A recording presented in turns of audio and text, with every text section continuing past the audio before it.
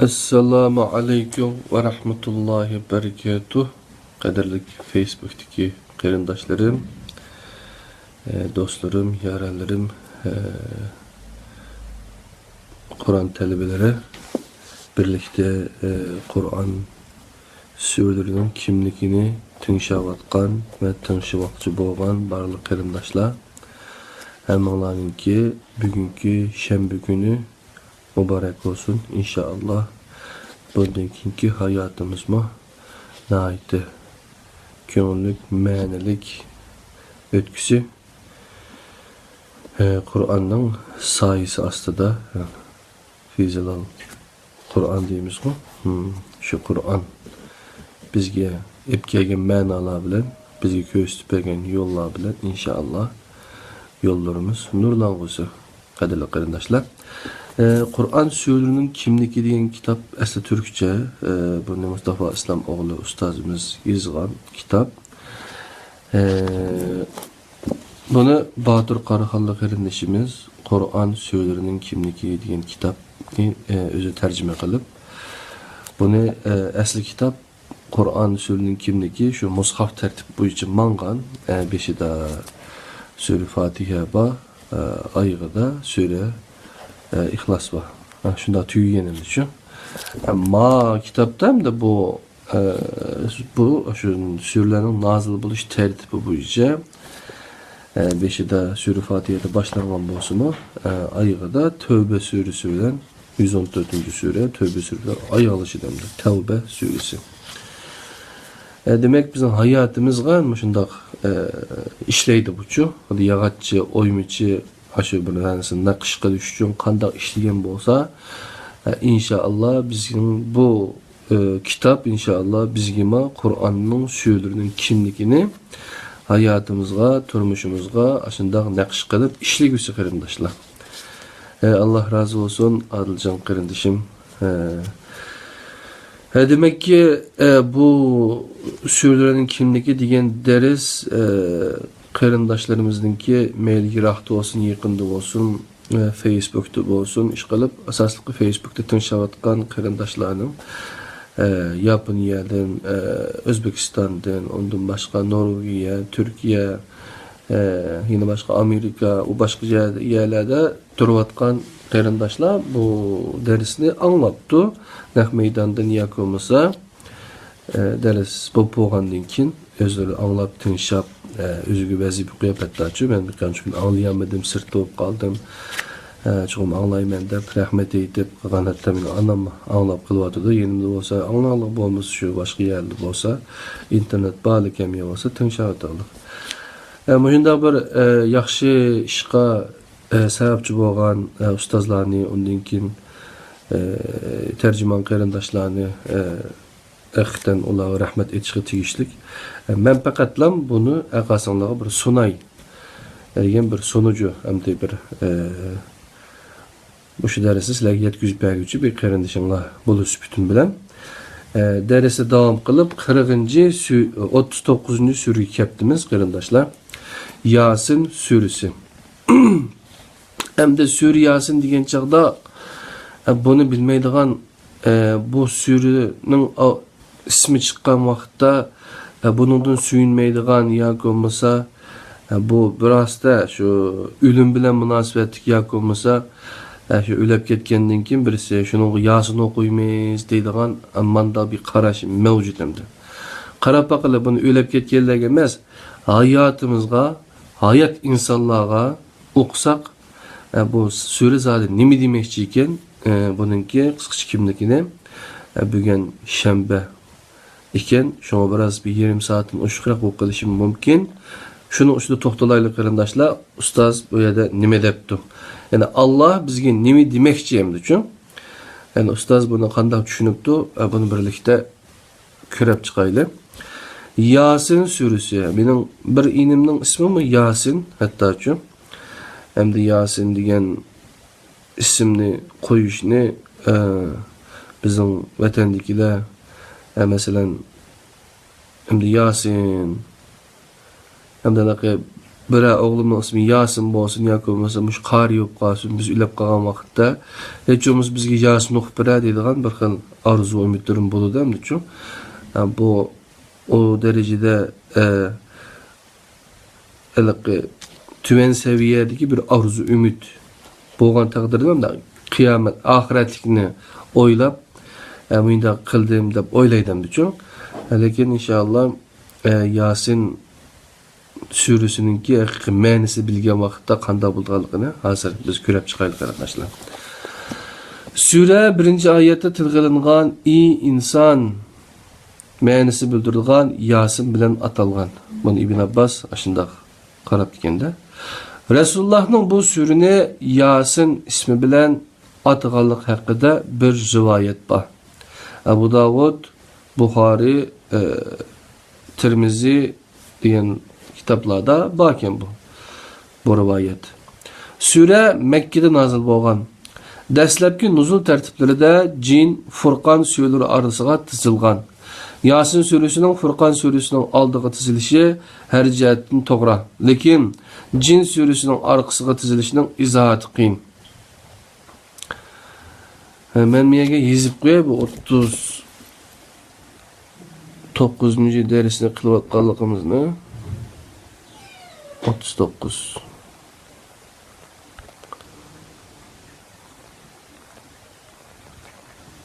Yasin Sura Yasin Yasin surasining Furqon surasining oldiga tizilgan to'g'ri bo'lsa-mu, lekin Jin surasining orqasiga tizilishning izohati qiyin. Chunki Yasin surasi eng baldir bo'lganda nubuvatning 5-6 yillarida nozil bo'lgan. Jin surasi bu tarixda bir qancha yil keyin, ya'ni 10-yilda nozil bo'lgan bo'lishi mumkin. Chunki surada nozil bo'lish vaqtini aks ettirgan ikki ishorat bor. Birinchisi Alloh Rasulining Toif safarini imo qilgan yipkuchi bor. Ikkinchisi Ahqof surasi 29-32-oyatgacha bo'lgan araliqdagi o'xshash bir tema haqida to'xtalmoqda. Hamda bu Jin surasininki keyiniga tizilishi to'g'riliq bu xato ishkelligini to'g'riliq so'zlab kelib, Jin surasi shu Makkaning nubuvatning 10-yilida nozil bo'lgan Toif qaytishiga to'g'ri keladigan bir suratdir.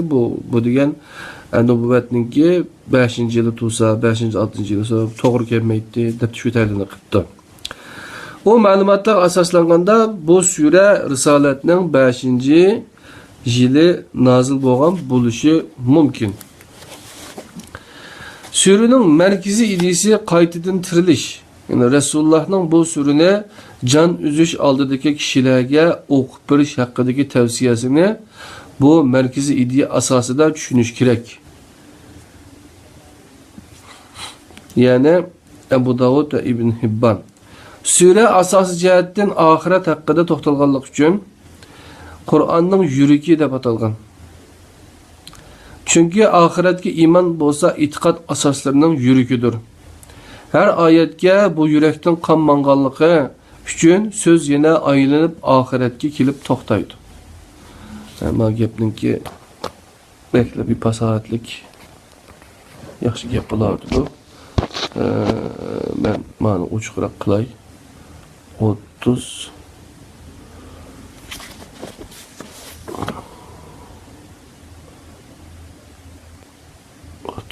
39. ders 39 Yasin deb qo'yay. Ko'rmaydiganlar yaxshiroq ko'rsin. Demek ki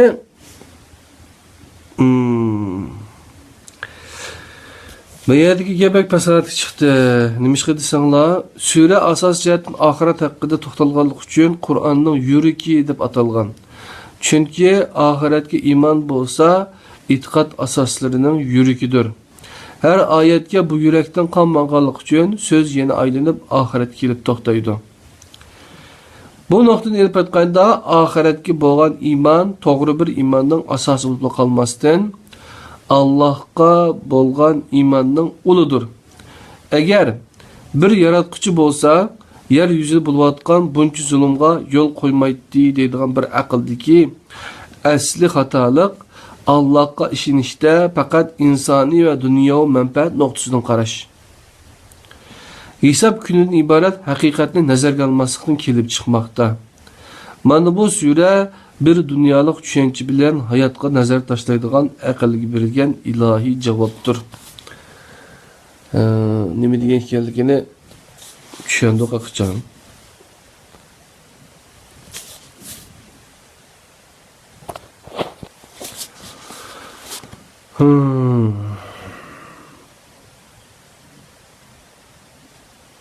Mana masalan kommunistlar işte o'ylaydi yoki bo'lmasa dinga ishonmaydiganlar bunda o'ylaydi deb qarasak, mana bir savol tug'ildi. Agar bir yaratquchi bo'lgan bo'lsa, Alhamdulillah, yer yuzida bo'layotgan buncha zulmga yo'l qo'ymaydi.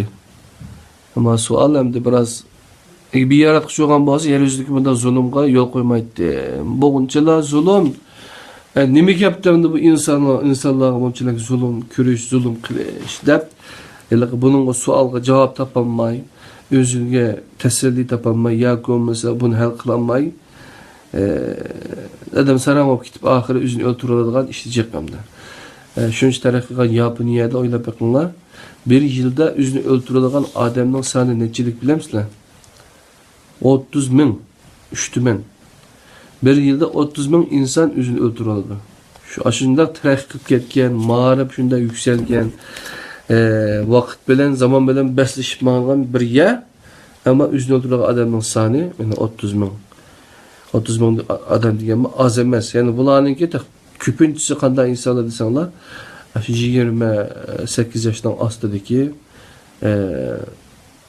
yosh bolalarda hamda dünyani tushunamagan gapda oxiratning borliqqa ishonmaganga oxiri shu o'zini o'ldiradigan bu dunyodan ayrilgan gap. Hatto maxsus o'zini o'ldiradigan din taqab ketgan. Aynan din ba deb bilinmoqda uchun. Mana bu sura bir dunyolik tushuncha bilan hayotga nazar tashlaydigan aqlga berilgan ilohiy javobdir. Bir muomalani axloqliq bilan qilgan narsa uning tigida yotgan mas'uliyat engidir. Mas'uliyatchanlik bilan mas'uliyatsizlik orasidagi farq haqiqatning taqozzosidir. Bir muomalani axloqli qilgan narsa uning tigida yotgan mas'uliyat engidir. Yani taqvolikning engi. Mas'uliyatchanlik bilan mas'uliyatsizlik orasidagi farq haqqoniyatning taqozzosidir. Bu ma'noga elib aytganda oxiratga iymon haqqoniyatning tajallisiga iymondir. Chunki oxirat bu dunyo hayotining hisobi beriladigan yana bir hayotdir. Buningga asoslaganda hisob kunini inkor qilishning ostida hayotini mas'uliyatsizlik bilan o'tkazish orzusi yotmoqda. Mas'uliyatsizlik bilan o'tkazilgan bir hayotning hisobini belgilab bo'lmaydi. Mas'uliyatsizlik bilan ömrünü ötküzgenlerinin javobgarligini qiliqdan qachish arzusi inkar qilish shaklida o'zini namoyon qiladi. Lekin inkar qilish hisob kundan iborat haqiqatning ustini yapolmaydi. Sura Rasulullohga qaratilgan xitob bilan boshlangan. Xitob uslubi haqiqatan kishining diqqatini tortadi. Yani just do it deydigan Muşu nimikası xiyalınga şunu qil. Oyluğununu qil. Nimelan bo'lsa erkin yaşa. Şundan ya. Cheksiz erkinlik yok bir narsa, ama lekin şu aşında xiyal bilan yaşaydigan gapimiz şu. Axirgan ahiretni o'ylamagandikin qiladigan ishining hammasini asabiylikni shu qilaveradigan gap. Sura manda boshlabdi. Ey inson, ey inson. Qur'onda Rasulullohga ey nabiy va ey rasuldan boshqa bevosita qilingan bir xitob ey inson, ey inson shaklida bo'lib, bu xitob aytqinki, men sizlarga o'xshash bir insonman. İlahi emri bilan birdaklik ega. Onundan boshqa tahamo ba'zi arab shivasida ey inson ma'nosini bildirdi. Rabbimizning olamlarga rahmat bo'lgan nabiga ey inson deb xitob qilishi faqat uning bir inson ekanligini eskartishni maqsad qilib qolmasdan, shuning bilan birga inson bo'lishning ulug'ligi, nihoyat buyuk sharaf ekanligini eskartishni maqsad qilmoqda. Vahiyning bu xitobi Rasulullohning inson bo'lishni yetarli ko'rmayotganlarga qarata ilohiy azar mohiyatiga ega. Bu xil tushunchadagi kishilar qadr-qimmatga qanoat qilmaydi. Allah e'tiborlagan narsaga, shaxsga hurmat ko'zi bilan qaramaydi. Bu bir binormallik bo'lib, ezish mana bu nuqtadan boshlanadi va uning bilan cheklanib qolmaydi. Bir inson bir narsaning qimmatiga qanoat qilmagan vaqtda ko'ptirish va mubolag'alashtirish maydonga keladi. Ko'ptirmichilik va mubolag'a asta-asta tumonga aylanib, haqiqatning ustini yopishga boshlaydi va haqiqatan ko'rinmas holga keladi. Haqiqat ko'rinmas holga keladi. Onun o'rnini hissiyat va kuylangilishga boshlaydi. Yig'inchoqlaganda inkarchi aqlning ulida Allah belgilagan narsaga rozi bo'lmaslik yotmoqda. Allah qo'ygan o'lchamga rozi bo'lmaganlar o'zlari belgilagan o'lchamni Allah belgilagan o'lchamdan ustun ko'rishga boshlaydi. Hazreti İsa'ga bo'lgan muhabbatini chekdan oshirib, zaharlab qo'yganlarning oqibati dal buning dalilidir. Ular faqat Hazreti İsa'ning haqiqatini zaharlab qolmasdan, o elib kelgan haqiqatni mo zaharladi, o'zgartib etdi. Halbuki bir nabiga har qanday dushmani buncha cho'ng ziyon yetkazolmagan bo'ladi. Tabba surasi Abu Lahabning iman etganlikdan xabar bergan bir sura edi. Bu suraning 7-oyati uningga o'xshash bishoratlarning to'g'ri chiqqanligini bildiradigan mazmunga ega. Ularning ko'pchiligi haqiqatga hukm berilib bo'ldi. Ular iman etmaydi. Tirmizida yani Abu Lahabning ayani xato ketib qolmagan bo'lsa, Tabbat surasi Abu Lahabning iman etmaydiganligidan xabar bergan bir sura edi. Bu suraning 7-oyida buning o'xshash bishoratlarning to'g'ri chiqqanligini bildiradigan mazmunga.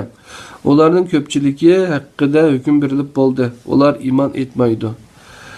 Tirmizida Rasulullahga nisbat qilinib naql qilingan hadisdagi jan uzish oldidagi kishiga Yasin surasini o'qinglar so'zining asli maqsadini aks ettirgan oxirat bilan munosabatlik oyat tuvandagi oyat bilan boshlanadi.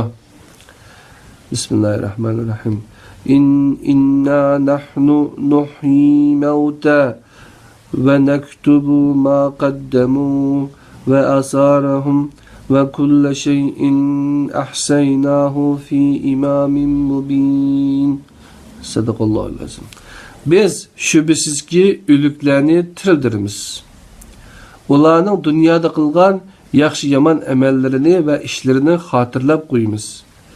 Hamma shayini ro'shan daftarda to'liq xotirlab qo'yamiz.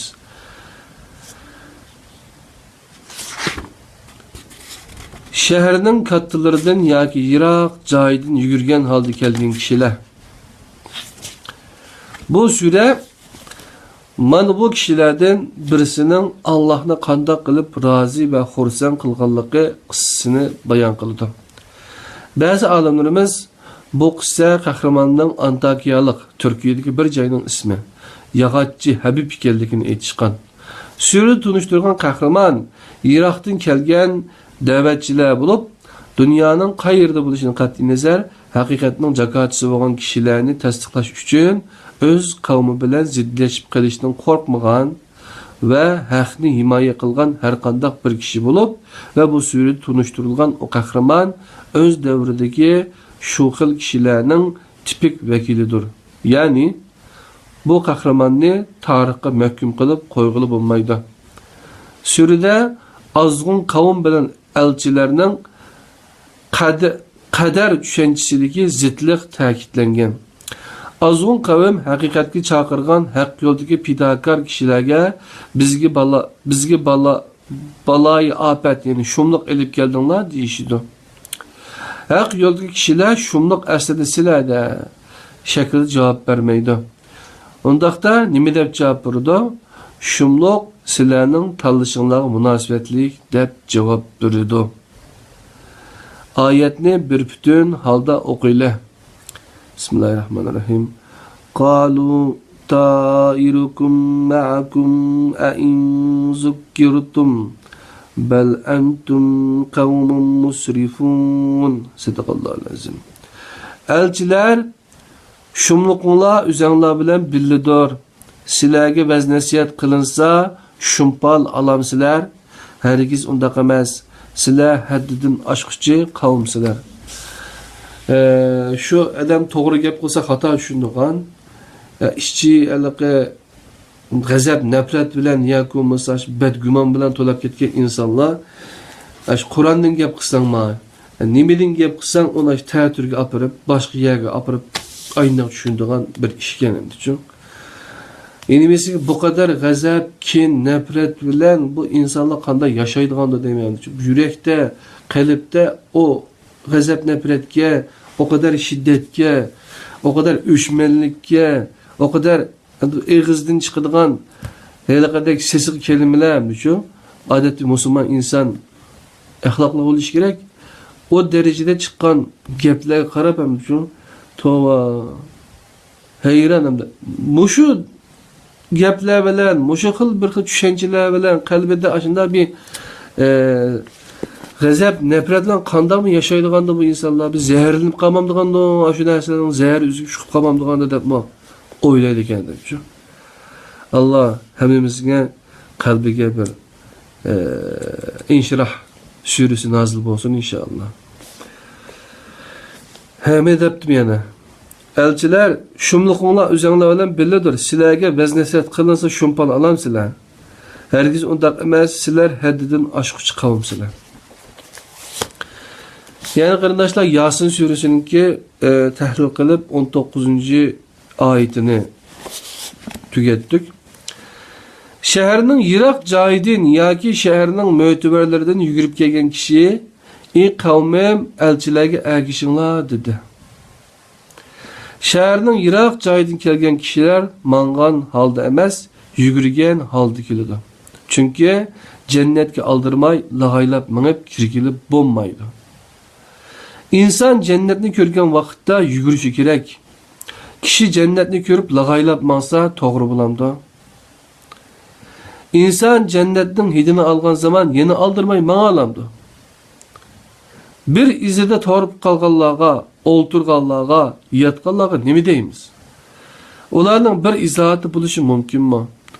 Shaharning yiroq joyidan yugurib kelgan jasur kishi yuragini, aqlini va og'zini haqiqatning makoni holiga keltirganlik uchun oxirgi bekitimi haqiqatning makoni bo'ladi.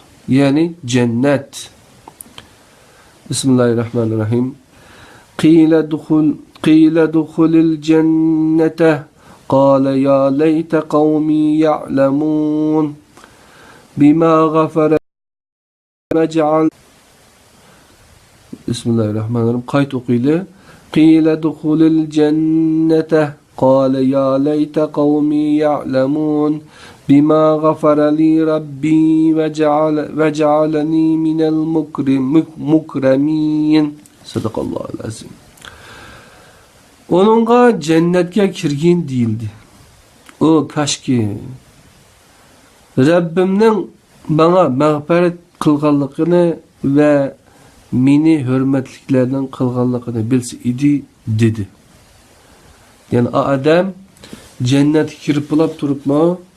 Hey aşı kavmim moş hakikatlerini bilirken bolsa, aşılamı cennet kigen bolsa, aşılamı Kur'an'ı çin uşlap menişka, Kur'an'ı düşünüşke, Peygamber sallallahu aleyhi ve sellem evetken bu Peygamberimizin ekerken bu elçilik bezisi bilen bizden kulumuzu tutuzgan bu Kur'an-ı Kerim'ni düşünüp hayatı çok maşında icra qilishga tirishmangan bo'lsa, nima degan yaxshi bo'ladi deb jannatda turib, shunami? O'ylaydigan gapim-chu. Şuna bir yerde onunla cennet girgin değil de o kaşki kavmim Rabbimnin bana mağfiret kılganlıkını ve min hürmetliklerini kılganlıkını bilsi idi de madem aşında oylagan gibi. Yani biz ma inşallah aşında oylayımız değil mi? Yani biz az bayatın diyendek. Enfal sürüsü de Bedir uruşunun o iğir ve kıyın külleri de sizlerge arka düşüdüğün min perişti bilen yerden berimen diyen. İlahi cesaretlendirişini kandak düşünülüşü gerek. Muşunun okşaş suallar Allah'ın kanunları dairesi içinde izahlanış gerek. O kanunların yeni Kur'an'da tapımız. Bu dairede Allah halak kıldığın kavimni Allah onların üstüge asmandan bir koşun evet halak kılamdı. Sualın cevabı bu sürüde oradan bakta. Bismillahirrahmanirrahim. وَمَا أَنْزَلْنَا عَلَى قَوْمِهِ مِنْ بَعْدِهِ مِنْ جُنْدٍ مِنَ السَّمَاءِ وَمَا كُنَّا مُنْزِلِينَ إِنْ كَانَتْ إِلَّا سَيْحَةً وَاحِدَةً فَإِذَا هُمْ خَامِدُونَ Sadakallahul azim. Onundan keyin onun kavmini cizalaş üçün asmandan koşun yani periştiler düşürmedik. Onundan burunma bunda kılmağandık. Eğer bu zürür boğan bolsa bir avaz yeterlik boladı. O vaxtda olar uçup kalgan çoğudek kap kara külge aylanıp kaladı.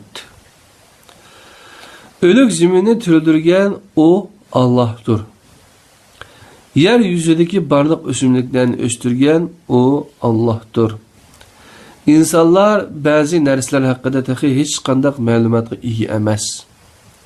Kecha və gündüzni belgilik bir məqsəd bilan yaratqan Allah'tır. Quyosh və ayni belgilengen joyga qarab sayr qildirgan Allah'tır. İnsanlar nəslinin qurib ketishidan saqlab qalğuchi o Allah'tır. Ve insanlar yoldan çıkıp ezip ketmesin deb elçiler evetiş arkalı ulağı yürü kesetken, körüsüp kelgen o Allah'tır.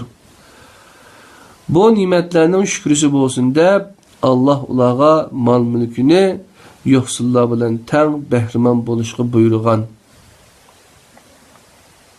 İnsan hesap günü amanet birilgen her nersinin cevapkarlığı tartılıdır.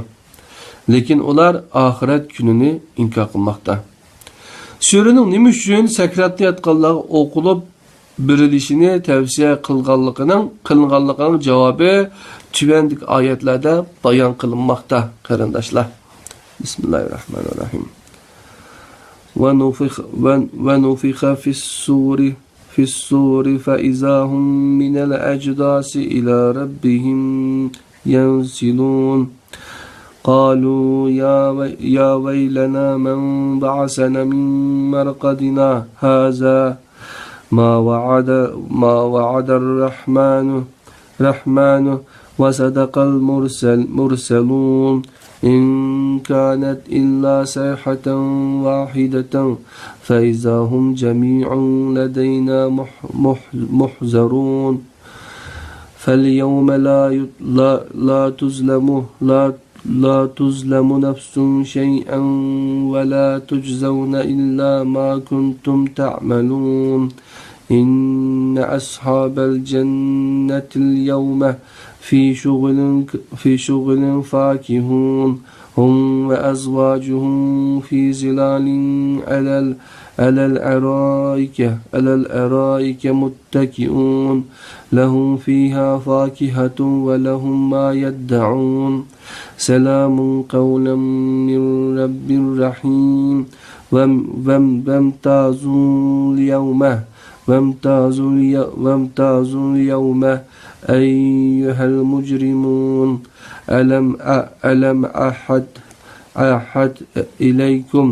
إليكم يا بني آدم أن لا تعبدوا الشيطان إنه لكم عدو مبين وأن اعبدوني هذا صراط مستقيم ولقد أزل منكم جبلا كثيرا أفلم تكونوا تعقلون Hazihi cehennemul lati kuntum tu'adun. İslevhal yevme bima kuntum tekfurun. تكفرون اليوم نختم على أفواههم وتكلم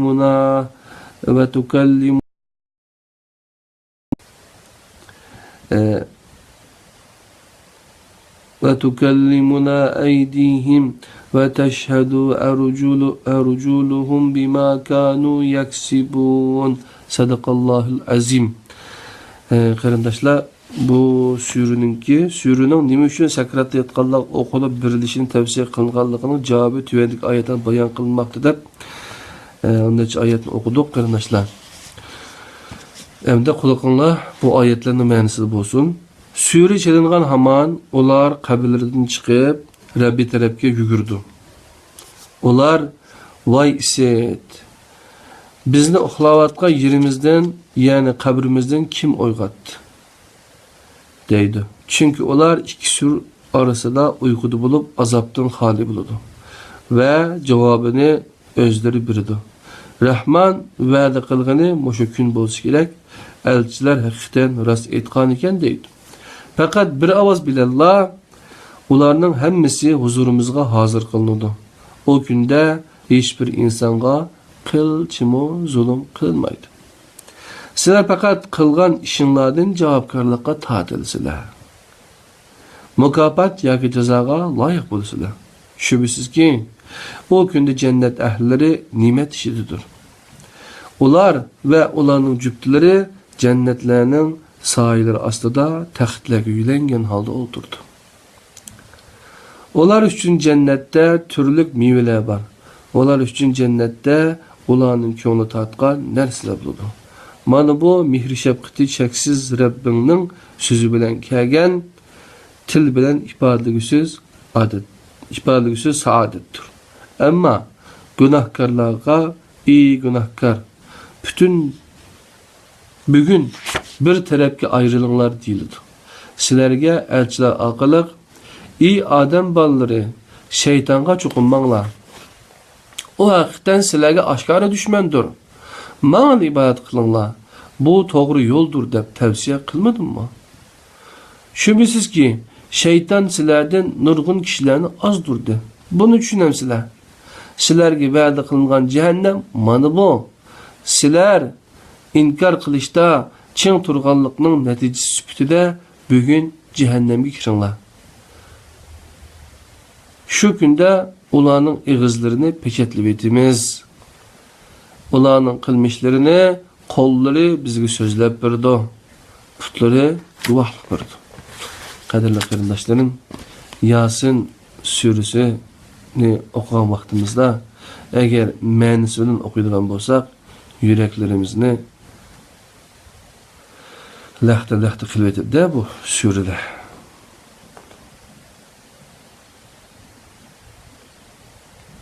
Mene debdi o, ular cüptüler bilan birga bo'ladi debdi. Bizning cüptimiz kim dunyoda, shunami ya? Biz bu dunyoda kimni o'zimizni cüptü tutgan bo'lsak, ashuna birga bo'ldik ekanmiz. Ayollarimiz bilan, ayollarimiz bilan birga bo'lamiz degan.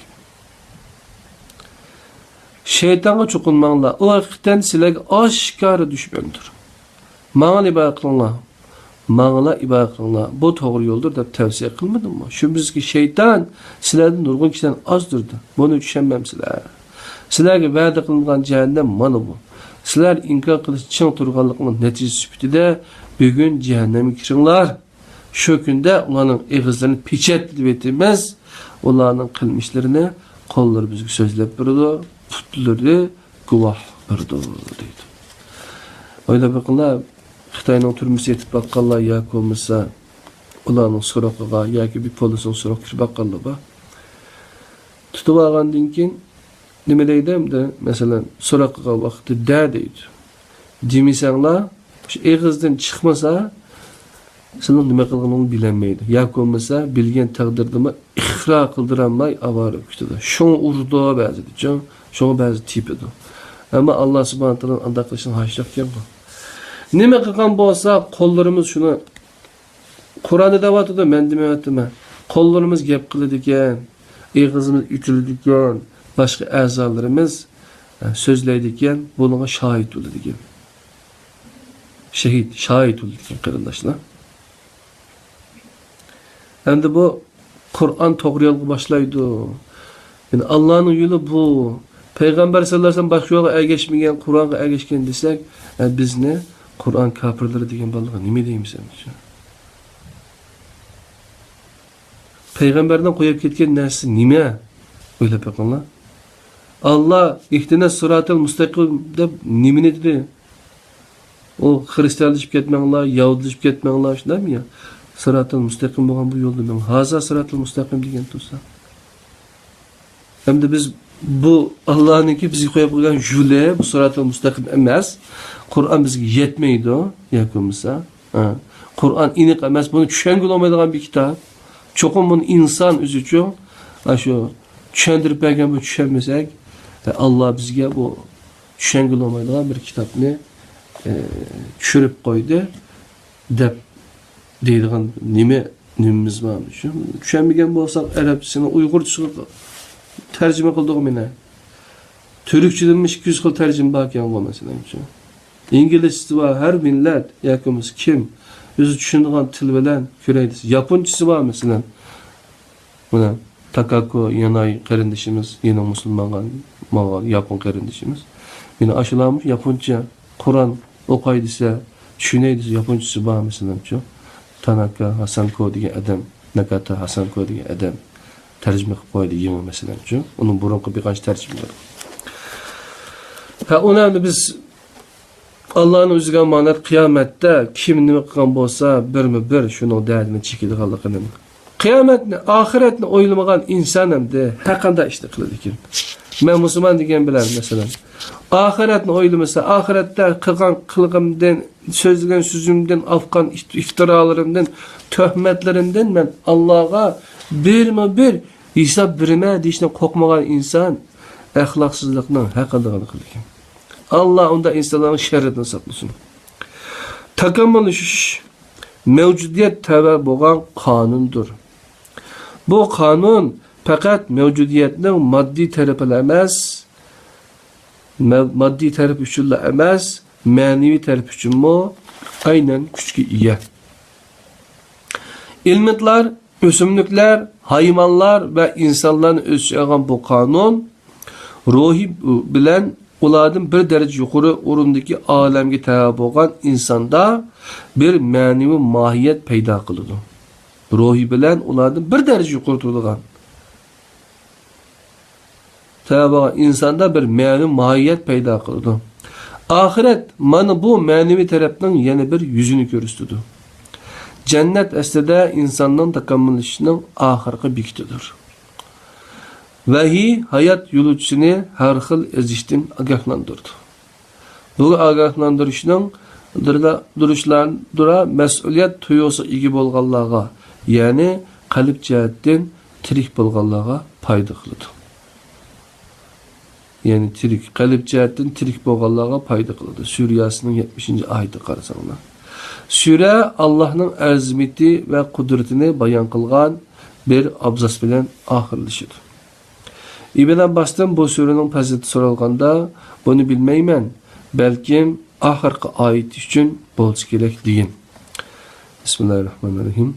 Fesubhanellezî biyedihi melekutu kulli şeyin ve ileyhi turcaun. Sadaqallahu. Her nersenin iyilik hukuki ilkidi bolgan Allah paktur. Ölgenden keyin onun dergahına qaytırılsınlar. Mana sure Yasin 83. ayeti bilen mişerde tüygen boldu qarindoshlar. Sure Yasin'ninki 70. ayeti to'g'riliq bir qarab baqili. Men telefonni akilay sure Yasinni.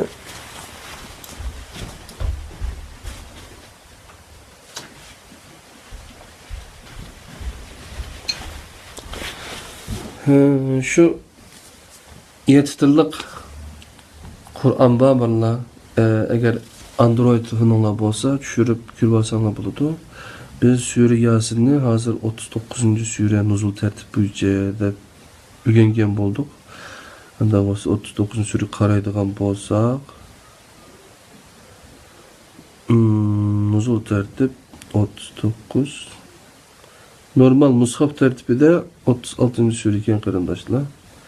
Nuzul tertibi 39 kim? 39. sureninki. 70. ayeti qarab baqili. Mana, debdi-ku. Bismillahirrahmanirrahim. لِيُنْزِرَ مَنْ كَانَ حَيًّا وَيَحِقَّ الْقَوْلُ عَلَى الْكَافِرِينَ. Sadakallahu aleyhi. Onunğa, yani peygamberlerge biz şiir talim vermedik. Onunğa şiir münasip emas. O fakat tiriklerini agahlandırış, kafirlarga azapның tegişlik ekenligini bildiriş üçün nazil bolgan vez nasihattir ve roşan Kur'an'dır. Ki bu sayede kalben diri olanları uyarasın ve bunu ısrarla inkar edenlere karşı verilmiş söz gerçekleşsin. Dep hem de bu sureninki, Kur'an'ınki büyükler için emas, terikler için okulduğanlığa doğruluk malumat bilen qarindoshlar. Bu Yasin suresini Mişyada bilge Facebook Kur'an halkımız, Facebook Kur'an halkımızdaki Kur'an surelerining kimligi dersimiz tamamlagan bo'ldik ekanmiz. Şuna mening dadam rahmeti tugab ketgandan keyin Yasin suresini bekçep okudum. Ma'nosi bilan o'qisak texi boshqacha bir ma'no chiqadi ekan. Xitam bu o'liklarga o'qiydigan sura emas, tirik insonlarga vaz nasihat bo'lsin deb o'qiydi ekanmiz. Agar qabrga chiqib qolsanglar, sura Yasin o'qiydigan ish bo'lib qolsa, arabchasini emas, aşağıdaki Can Ahman'ın birga chiqqanlarni tutib turib, shu nimesini tercümesini birga o'qib beringlar qarindoshlar. Qanday ajoyib jonliq bir ders bo'ldi edi shu. Qabrda suriyasini Uygurca ya mealiyle okumanızı tavsiye ederim arkadaşlarım, kardeşlerim. Yani Arapçasını okuyun da ama yani mealiyle beraber okuyun. Yani suriyasının 70. ayetine bir bakın. Suriyasın niçin Kur'an kimlere uyarmak için, kimlere ders vermek için, kimlere okunması gerektiğini orada söylüyor. Bugünkü Facebook Kur'an halkısı Kur'an surelerini kimligi dersimiz 39. halkısı dersi burada tamama erdi. Qadirli qarindoshlar, hammalarni bizini yolg'iz qo'ymay bu darsni birga etmag'imiz uchun shunda shanba kunlarda vaqtimizni chiqarib birga bo'layotimiz. Allah bu darslarimizningki hayotimizga ma'no qo'shishini tilab, İstanbul'daki qarindoshlar Abdulaziz Beshto'g'roqdan hammalarga chin yurakdan salomlar bo'lsin. Assalomu alaykum va rahmatullohi va barakatuh.